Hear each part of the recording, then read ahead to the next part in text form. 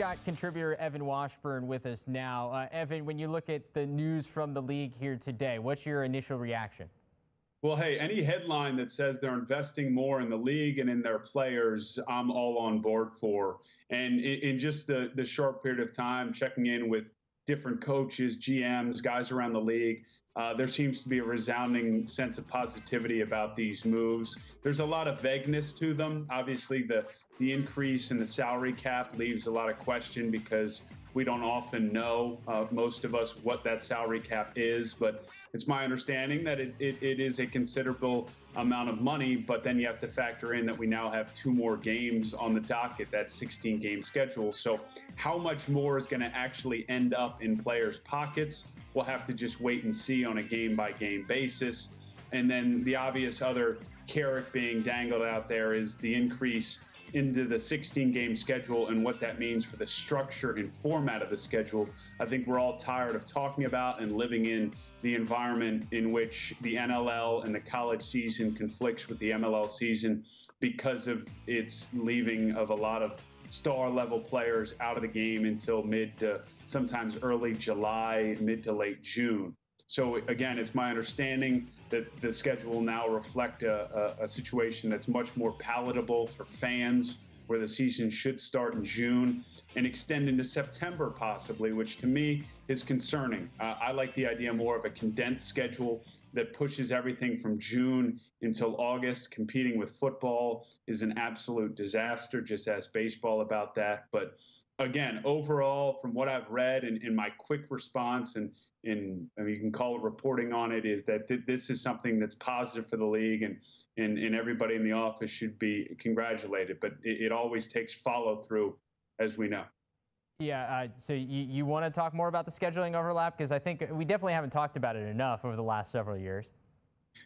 There's this thing called the NLL that I guess a lot of really good players play in. Yeah. But honestly, Travis, to me, the NLL thing became less of in recent years, less concerning and it's good for the league in a weird way. It's kind of that double-edged sword. So many of the quality players decided to ditch Wall Street, ditch law school, and go be college coaches. It gets the stick in their hand. They're around the game all the time.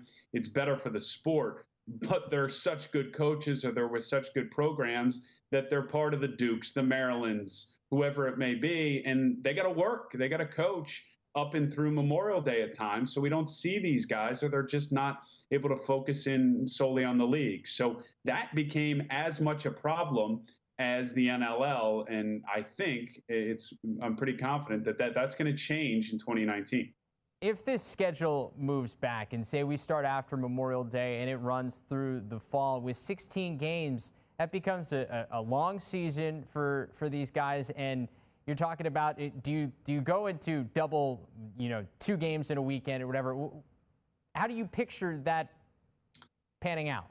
Yeah, Travis, I'm not sure. I'm guessing just by the nature of things, because the season's already been long for as long as I can remember it. I mean, I feel like it extended probably right when I started calling games, where we were doing this thing in April and early May.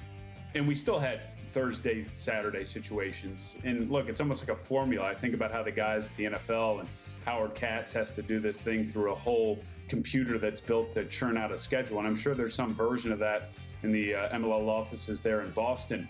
But if they're going to keep it this long, then yeah, I think that there'll be less of those condensed weeks. And maybe that's something the players and GMs liked and coaches liked.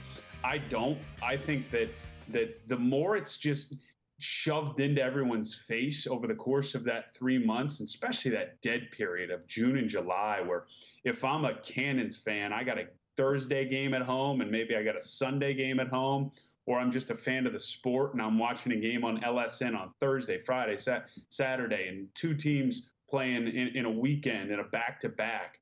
That to me, again, as a sports fan first, and then as a guy who likes this league and loves the sport as a whole, I just think creates more of an intensity to it. Whenever there's a delay in the sports world, unless you're diehard, you lose interest, and then it takes a while to get you back. Yeah, selfishly, I like those weeks when you go Thursday, Friday, Saturday, Sunday games, each one of those nights, because it just gives you something to watch and something Yeah, to. and look, in July, unless you're a baseball fan, there's nothing going on. And I know that there's the argument when it comes to the attendance issues that guys are on, folks are on vacation and kids have club tournaments. I get all that, but I'm looking at this strictly as a storyline in the world of sports conversation. And for this league, I think it just has to be injected in an overdose over the course of that 3 months and really the 2.5 months there to really pick up some momentum. Spreading it out just means to me that you're spreading it thin. All right, finally, the extra player on the active roster, so you go from 19 to 20. How much more flexibility can that give a team when they put together a roster for a game day? I think it's going to be more helpful in terms of schematics. I mean, I think, yes, it's going to be helpful. I think we've seen it. I think at the point when we had the championship weekend, if you will, in the MLL, where it was Saturday, Sunday, I'm pretty sure they extended that active game day roster. So there's some flexibility that can be provided. And especially in recent years, it's felt like the face-off position has kind of neutralized things you can do in other areas because you almost sometimes had to go with two because guys are getting beat up so much.